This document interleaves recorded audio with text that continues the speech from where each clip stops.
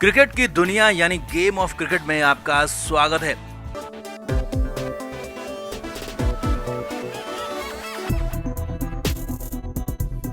Team India के head coach Gautam गंभीर England में सीरीज को ड्रॉ कराकर बराबर कराकर बेहद खुश हैं, क्योंकि उन्हें एक लाइफ लाइन मिल गई है। इंग्लैंड दौरे में अगर भारतीय टीम सीरीज हार जाती तो गौतम गंभीर का टेस्ट मैचों में हेड कोच के पद से छुट्टी, उनको हटाया जाना बिल्कुल तय था, लेकिन अब उनको लाइफ लाइन मिल गई। तो ऐसे में भारतीय टीम में खेल चुके दिनेश कार्तिक ने गौतम गंभीर की धज्जियां उड़ा दी हैं, इज्जत उतार दी। और पहली बार दिनेश कार्तिक ने बहुत कुछ कह दिया। जी हाँ, दिनेश कार्तिक ने भले हल्के फुल्के अंदाज में, समझाने के अंदाज में कहा, लेकिन यहाँ तक कह दिया कि अपने घमंड से बाहर निकलें गौतम गंभीर, सच्चाई को समझें, और इतना ज्यादा ईगो बिल्कुल भी ठीक नहीं है। तो आखिर क्यों ऐसा कह दिया दिनेश कार्तिक ने, क्या क्या कहा, सब कुछ आपको दिखाते हैं, बताते हैं। आप भी वीडियो को शेयर करें, कमेंट करके अपनी राय जरूर दें।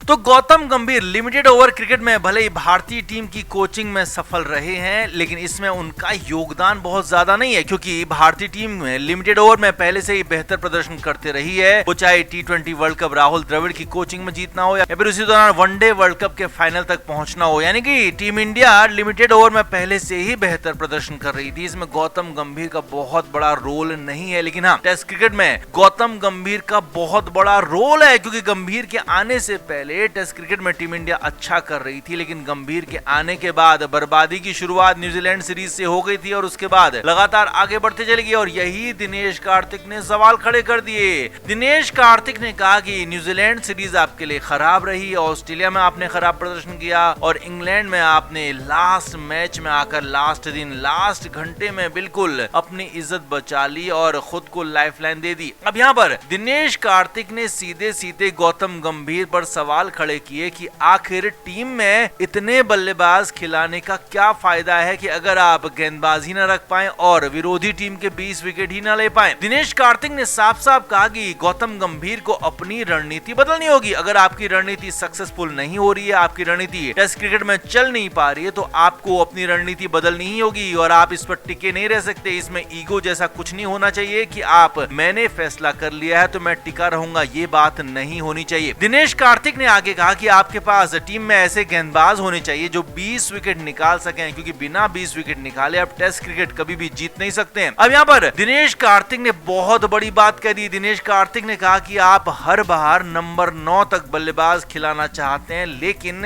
ये फॉर्मेट में फिट नहीं होता है। विराट कोहली को देखिए, विराट ने हमेशा 5 मुख्य गेंदबाजों को खिलाने पर जोर दिया, और विराट के दौर में भारतीय टीम टेस्ट क्रिकेट में सबसे ऊपर रही है, और वही टेस्ट क्रिकेट का जो फलसफा चल रहा था वो अभी तक भी चल रहा था, लेकिन गंभीर ने आते ही इसे तोड़ दिया है। दिनेश कार्तिक ने कहा कि ये ठीक है कि गौतम गंभीर के पास युवा टीम है, लेकिन अब ये युवा टीम सेटल हो चुकी है। इंग्लैंड दौरे के बाद ये टीम अब पूरी तरह से संतुलित नजर आ रही है, लेकिन इसमें अब गेंदबाजों को एंट्री करानी होगी। 9 नंबर तक बल्लेबाज खिलाना जरूरी नहीं है। दिनेश कार्तिक ने कहा कि आप फैसला कर लें और उस पर टिके रहें। ये तब होता है जबकि आपके फैसले अच्छे हों, लेकिन आप अगर गलत फैसले करते हैं तो आपको पीछे भी हटना चाहिए। आपको सच्चाई को समझना चाहिए कि आपने गलत फैसला लिया और उसे वापस बदलना भी चाहिए। यानी कि गंभीर से साफ साफ कहा कि गंभीर भैया, अपने जो फैसले लिए हैं आपने, वो गलत फैसले थे, तो उन फैसलों को वापस लीजिए, उनको बदलिए, और घमंड में, ईगो में टिके रहने से कुछ नहीं मिलने वाला है। भारत को ऐसे गेंदबाजों को खिलाना चाहिए जो कि गेंदबाज विकेट ले सके, टीम इंडिया को मैच जिता सके। अब दिनेश कार्तिक ने ये बातें समझाने के अंदाज में कही, लेकिन बिल्कुल 100% सही बातें कही, क्योंकि भारत के पास नंबर 9 तक बल्लेबाज तो थे, लेकिन गेंदबाज ही नहीं थे। आखिरी टेस्ट मैच में भी भारत ने 2 स्पिनर खिलाए थे, जड्डू और वॉशिंगटन सुंदर। उन्होंने बल्लेबाजी जरूर अच्छी की, लेकिन वहां पर एक एक्स्ट्रा तेज गेंदबाज नहीं था। सिर्फ 3 तेज गेंदबाजों के भरोसे भारतीय टीम खेल रही थी, जो कि हैरानी भरा था, और लगातार वो तीनों ही तेज गेंदबाज बॉलिंग कर रहे थे। तो ऐसे में अब गंभीर को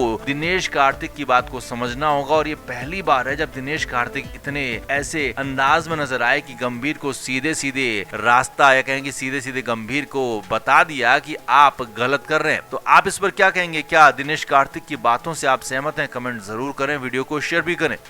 तो भारतीय टीम का इंग्लैंड में दौरा ठीक ठाक रहा, लेकिन ये दौरा और बेहतर हो सकता था अगर एक या दो बल्लेबाज और अच्छा कर पाते। उनमें थे सबसे पहले करुण नायर, जिन्हें जबरदस्ती गौतम गंभीर टीम में लेकर आए और करुण नायर बमुश्किल अपनी जगह बचा पा रहे थे। लेकिन उसके बाद भी 4 टेस्ट मैचों में करुण नायर को जबरदस्ती खिलाया गया। आखिरी मैच में करुण नायर ने जैसे तैसे 50 लगाई और थोड़ा बहुत अपनी इज्जत बचाई, लेकिन अब उनका टीम से बाहर होना तय है, क्योंकि अब ऐसे खिलाड़ी को बर्दाश्त नहीं किया जा सकता है जो कि 8 पारियां खेले और रन बनाए 150। तो यानी कि करुण नायर टीम से बाहर होंगे और दूसरे बाहर होने वाले खिलाड़ी होंगे साई सुदर्शन, जिन्हें भी भरपूर मौके दिए गए। साई सुदर्शन के नाम पर बड़े बड़े वादे और दावे हुए, यहाँ तक कह दिया गया कि साई सुदर्शन से बेहतर नंबर 3 का कोई बल्लेबाज ही नहीं है। लेकिन साई सुदर्शन ने क्या किया, 2 बार तो डक हो गए, 1 बार तो गोल्डन डक तक हुए। तो ऐसे में नंबर 3 पर जो स्टेबिलिटी चाहिए वो साई सुदर्शन ला ही नहीं पाए। लिहाजा अब साई सुदर्शन को भी टीम से बाहर किया जाएगा टेस्ट सीरीज से। अब यहाँ पर जो वापस टीम में आएंगे वो कौन आएंगे, तो पहला नाम जो है वो टेस्ट टीम में ही वापस आएगा, वो है सरफराज खान। जी हाँ, सरफराज को भुला दिया गया था न्यूजीलैंड सीरीज में। सरफराज ने 150 रन बनाए थे, लेकिन उसके बाद सरफराज को ऑस्ट्रेलिया दौरे में, इंग्लैंड दौरे में पूरी तरह से नकार दिया गया। लेकिन अब जब घरेलू सीरीज आ रही है, वेस्ट इंडीज की टीम आ रही है, तो टेस्ट मैचों में सरफराज की वापसी लगभग तय हो चुकी है। अजीत अगरकर सरफराज को टीम में वापस चाहते हैं और सरफराज ने इन दिनों खुद की फिटनेस को भी काफी बेहतर कर लिया है और उनकी बल्लेबाजी तो पहले से ठीक ठाक थी। तो सरफराज की यहाँ पर टेस्ट टीम में वापसी होगी। वहीं दूसरे खिलाड़ी जिनकी वापसी होगी वो है श्रेयस अय्यर। जी हाँ, श्रेयस अय्यर बहुत बड़ा नाम है, लेकिन उनके साथ लगातार ज्यादती हो रही है, लगातार उनके साथ गलत बर्ताव किया जा रहा है गौतम गंभीर की तरफ से। क्योंकि गौतम गंभीर और श्रेयस अय्यर जब केकेआर में थे तो दोनों के बीच में कभी नहीं बनी, क्योंकि केकेआर को आईपीएल का खिताब जिताया श्रेयस अय्यर ने, लेकिन सारा का सारा क्रेडिट, सारा का सारा लाइमलाइट ले उड़े गौतम गंभीर। खुद के मीडिया मैनेजमेंट से, खुद के पीआर से गंभीर ने खुद को सबसे बड़ा विजेता घोषित कर दिया और आईपीएल की जीत का सेहरा खुद के सिर बांध लिया, जबकि इसके असली हकदार थे श्रेयस अय्यर, जिन्होंने पिछले साल भी केकेआर के बाद पंजाब किंग्स को भी फाइनल में पहुंचाया था। तो ऐसे में अब श्रेयस अय्यर की वापसी हो रही है, वो भी तीनों फॉर्मेट में। जी हाँ, एशिया कप के लिए जो T20 टीम का चयन होने वाला है उसमें श्रेयस अय्यर की वापसी बिल्कुल कंफर्म हो चुकी है। मिडिल ऑर्डर में श्रेयस अय्यर जैसा एक भरोसेमंद और सीनियर बल्लेबाज चाहिए, ये चयनकर्ता साफ साफ कह चुके हैं और इसीलिए बीसीसीआई की तरफ से गंभीर को भी साफ कह दिया गया कि अब श्रेयस अय्यर की वापसी के रास्ते में आप ना आए तो ज्यादा बेहतर होगा। और यही नहीं है, श्रेयस अय्यर की टेस्ट टीम में भी वापसी होने जा रही है। वेस्ट इंडीज के खिलाफ जो टेस्ट सीरीज होगी उसमें श्रेयस अय्यर मिडिल ऑर्डर में खेलते हुए नजर आएंगे, क्योंकि वैसे भी अय्यर स्पिनर्स को काफी अच्छा खेलते हैं और घरेलू मैदान पर जब वेस्ट इंडीज और साउथ अफ्रीका के साथ सीरीज होगी तो अय्यर इसमें बड़ा रोल निभा सकते हैं और फ्लॉप करुण नायर की जगह पर नंबर 5 या फिर नंबर 6 पर बेहतरीन बल्लेबाज साबित हो सकते हैं श्रेयस अय्यर। तो कुल मिलाकर गौतम गंभीर ने इन दोनों खिलाड़ियों के साथ लंबे समय से ज्यादती की थी। इन दोनों खिलाड़ियों को जबरदस्ती टीम से बाहर रखा था। अच्छे प्रदर्शन के बाद भी इन्हें बाहर नकार दिया गया था, लेकिन अब इनकी वापसी हो रही है और बीसीसीआई ने साफ कर दिया कि गौतम गंभीर की किसी भी बात को सुना नहीं जाएगा टीम सिलेक्शन को लेकर। तो आपका इस पर क्या कहना है, इन दोनों की वापसी पर क्या कहेंगे, कमेंट करके जरूर बताएं। वीडियो को शेयर भी करें।